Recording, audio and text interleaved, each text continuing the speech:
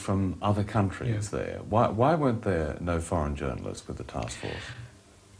With hindsight, I wish we had had one or two, although, as I said to the Select Committee, I think we, curious enough, had too many journalists on the task force to handle as well as we ought to have been able to do. Did the number of journalists matter? Or wasn't it more important that as wide a spread of views as possible be represented on the task force and at the front line? To represent, for example, the substantial minority of the public who had serious misgivings about the war. I think we all, to varying degrees, had a sort of love affair with the military. We all became troopy groupies. That's the phrase that's been used, and I think it's quite true. And it did affect our reporting. There's no doubt about that. It certainly affected mine, and I would not pretend that it didn't. But it was a very, very peculiar situation. You had a group of reporters, by and large, who were not experienced war correspondents, who were pretty run-of-the-mill Fleet Street reporters, and I include myself in that category, who were pitched off on this peculiarly sort of wild colonial expedition. I mean, kind of bizarre thing to be happening in the 1980s, really.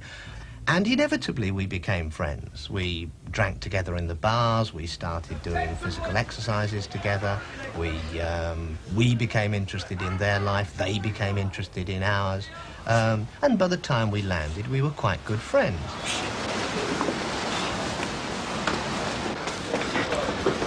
All right, two there!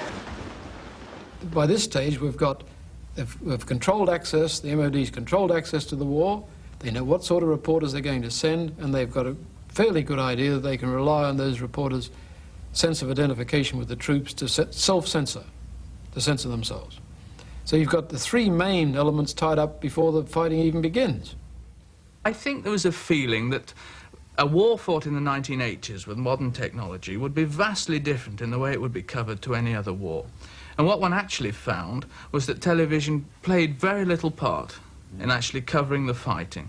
We saw virtually no pictures of fighting on the screens until the war was all but won.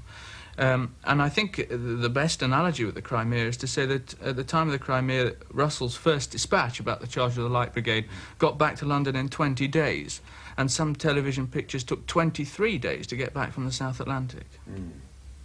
Well, I think the Falklands was peculiar in the sense that the lack of television coverage, except on a delayed basis.